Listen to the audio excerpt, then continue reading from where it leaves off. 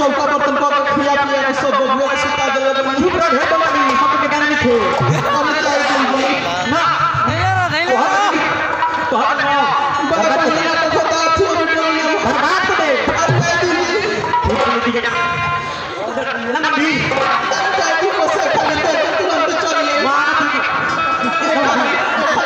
ना मन रे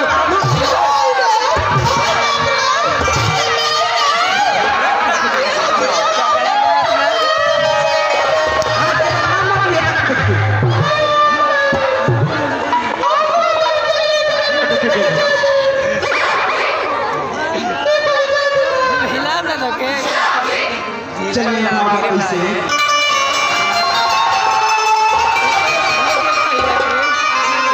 थोड़ा सा भी आगे साथ में आगे हमको उत्साह बना दी चलिए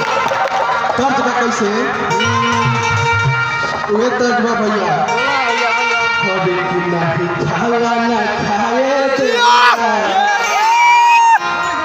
असली भाई रे तेरा खेला खाला ना खाए देला असली भाई रे तेरा खेला और कहती है कैसे आज हिक भर लारे रोज खड़े खड़े अगर देला निहुराई अरे खाला ना खाए देला सुन माई रे कर खेला घर लारे रोज खड़े खड़े अगर देला निहुराई अरे हिक भर लारे रोज खड़े खड़े अगर देला निहुराई हेलो ई तो गलावा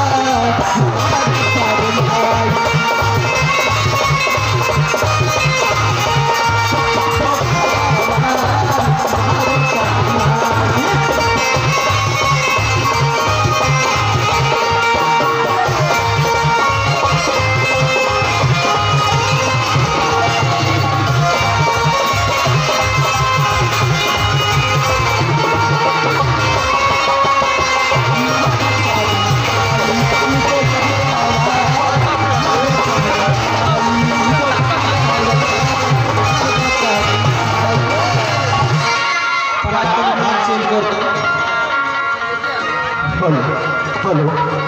हेलो थोड़ा सा एक बार लेवल उठा दीजिए तो हेलो हेलो कोई काहे पर वो थोड़ी के सुनना लेवल वे कर उठा ले तो लेवल नीचे रहा करे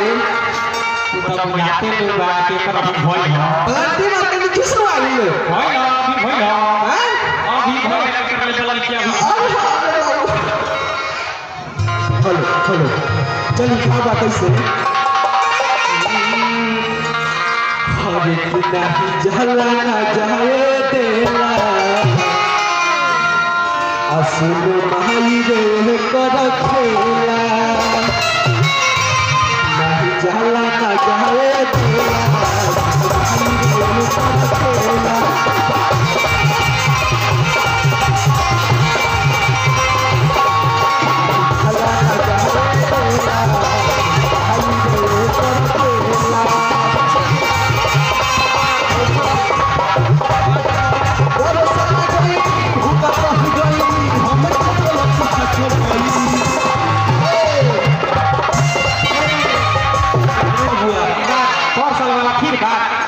ना असला वाला नहीं ठीक असला वाला ठीक कौन सा वाला बात कपला असला बहुत भी तो गावा और नाटक ना तो खाई और लागत की असोना ले जाई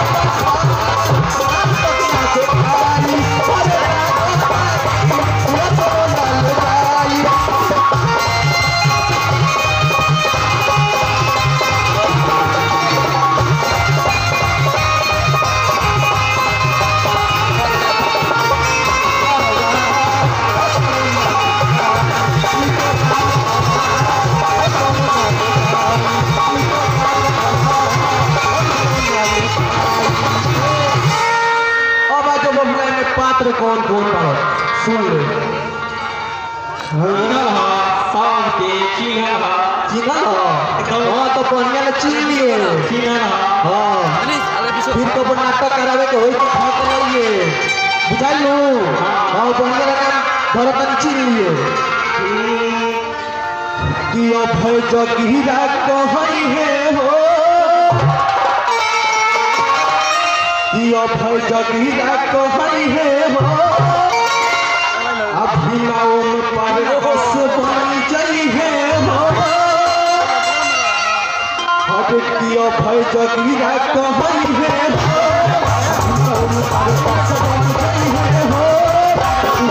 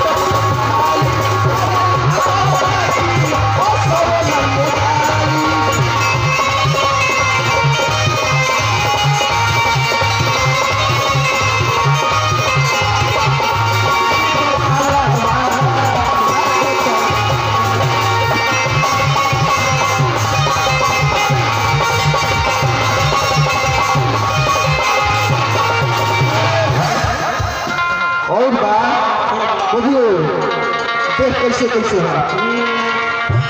भगवती दिनेश राला पर ताप कहई है हो अपर में दिन कर मुनसी बन जाई है हो भगवती दिनेश राला पर ताप कहई है हो अपर में दिन कर मुनसी बन जाई है हो पर चिकना वेला छुरा छुरा चाहला रे ये बड़ी कहानी ये नपे चल अरे दीदी से राला पर ताप कहई है पर मोदी कर मुझे सुबह सही है हो पर चिकना